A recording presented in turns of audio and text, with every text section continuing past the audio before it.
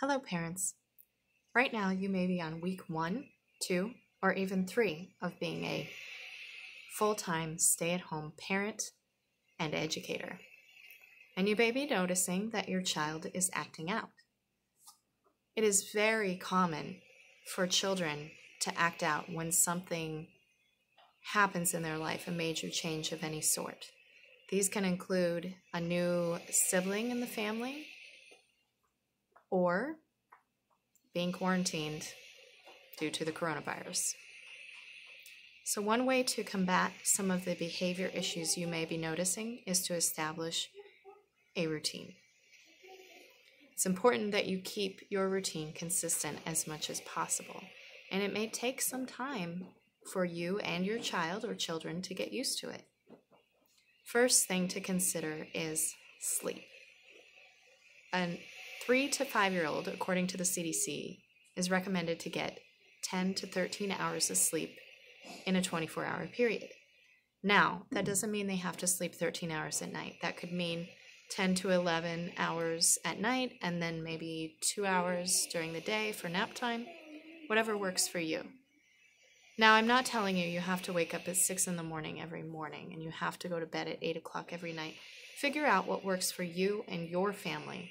Just think about those guidelines, 10 to 13 hours of sleep. If you don't get that amount of sleep, it's not the end of the world. However, you may notice that if your child is not getting that amount of sleep, that they might start acting out. And also keep in mind that whatever you choose to do, whatever time you choose to wake up or time you choose to go to bed, try to keep it around that same time every day. That helps because your kids grow to anticipate that, and it helps them to feel some semblance of control over their lives. Nutrition is another thing to consider when you are establishing some sort of routine.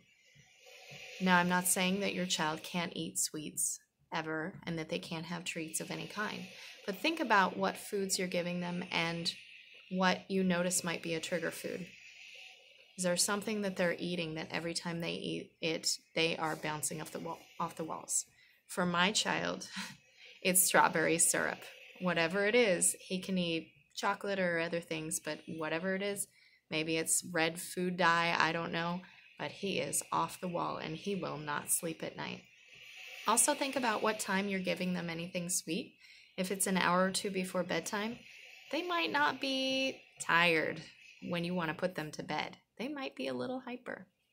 Also think about how much time passes between meals.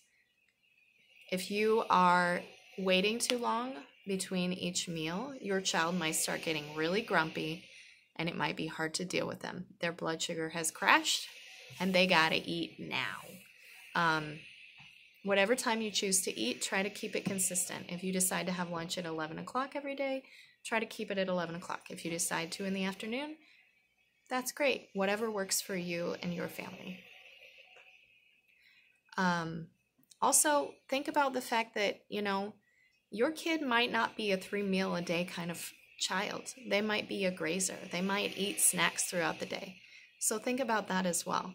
Maybe instead of having 3 meals a day at a set time, you just stop every 2 hours and give them a snack. Something to keep them well-fed, well-hydrated, but maintaining something that works for your child and how they eat.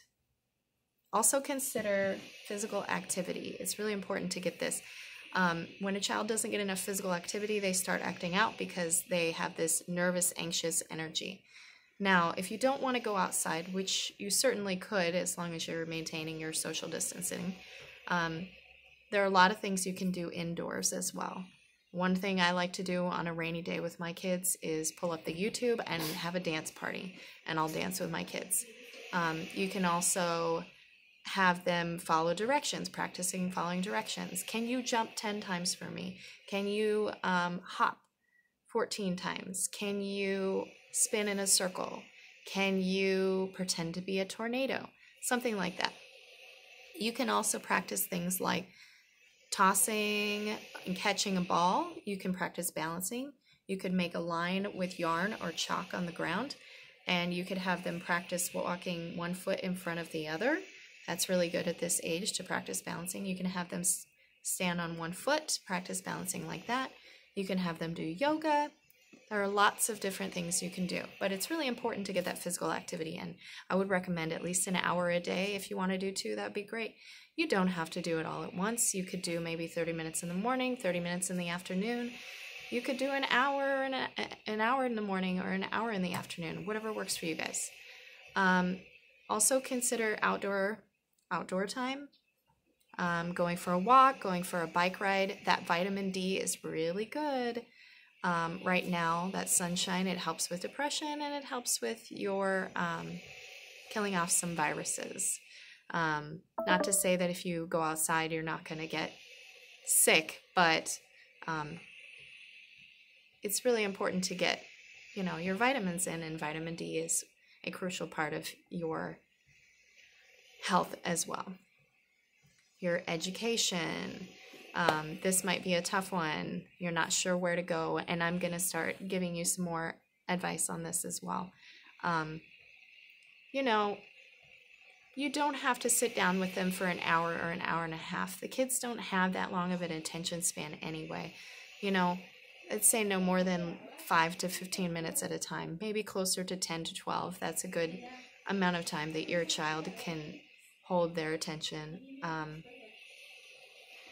You could do maybe 10 to 12 minutes of something, and then maybe a couple hours later do something else. Take breaks in between, maybe do a short activity with them in the morning and a short activity in the afternoon. One thing that I used to do with my kids when they were younger is I would do something right after they would wake up. As they were eating breakfast, we would review letters of the alphabet. We would sing songs as we were eating, things like that. And then we would do that again before they would go to bed at night. And they would wake up in the morning and they'd anticipate that because it was the same time every day. And they really grew to love their numbers and their letters because we would do that every day. Screen time. Not to say that your child can't be on a tablet or they can't have some sort of TV interaction, but just think about what time you're giving it to them and how much time you're allowing them to be on these devices. If you notice that their eyes are getting bloodshot and that they're starting to get unreasonable in their requests or they're getting anxious, you might consider cutting back on some of that screen time. You might set a certain amount of time that they're allowed to be on it in the morning or in the afternoon, or a set amount of time in any one duration. For instance, if they're on it for more than a half hour, maybe they have to split it up with another 10 minutes where they have to go do something physical or something away from the screen. Also think about what time you're allowing them to be on television or tablets or something like that. That blue light is really not good for their sleeping. So if they are on it right before they go to bed, it might be harder for them to fall asleep. So you might consider shutting off the screens an hour or two before they go to bed. Also, keep your cool. I know this can be really hard, especially right now, because you're not used to this. They're not used to this. Everything's crazy. But just remember that children at this age are learning how to regulate their emotions. They don't know what they're doing. They need a good example. So if you're frustrated with them and you notice that they are crying or they're upset about something, find a way to get them to calm down before you ask them to do something. Because if you are trying to get a child to do something for you when they're upset, they are only thinking about one thing right there. They cannot focus on what you're asking them to do. So find some techniques to get them to calm down. It could be a deep breath. It could be they need to walk away from the situation for a while, go to a place that's comfortable, on the couch, on their bed, a cozy little corner, some place where they can get away for a few minutes and come back when they've calmed down. Or it could be a physical activity. Have them stomp 10 times and get all that anger out. Once they've stomped 10 times, all their anger should be gone. Or scream in a pillow, whatever they need to do to express themselves. so that they can come and talk to you and you can reason with them. And then the last thing is, you're probably asking, when do I have time to establish this schedule? Well, some of you are working, and I understand that. If you have a day off that is your quote-unquote day off, I don't know how that works right now for whatever it is that you are doing. Consider that. Consider them when they're asleep. Consider having them involved in it if you can. And also keep in mind, if you have a spouse that's home as well, try to include your spouse in this schedule, because you might both be working from home and you got to figure out a way to tag team those kids. You might use older siblings to help you out, spend time with their younger siblings outdoors while you get work done. Also, make sure you have rules with your kids, especially in regards to your work. Let them know beforehand that if mommy or daddy has to be on a phone call, these are the rules. This is what you can be doing while I'm on the phone. Give them some tasks to do, like have them practice writing or drawing something when you make a phone call, something like that. Little activities that they can do for 10 to 15 minutes at a time. 3 to 5-year-olds are totally capable of doing this. Say, hey, I have to take this phone call, so I need for you to do this right now. Can you build me a castle? Can you do this? But while I'm on the phone, you can't speak. Something that they can anticipate. These are the rules and these are the way things are while we are at home. So establish those rules ahead of time, because that will help keep you from having a headache later. Have a fabulous day and good luck.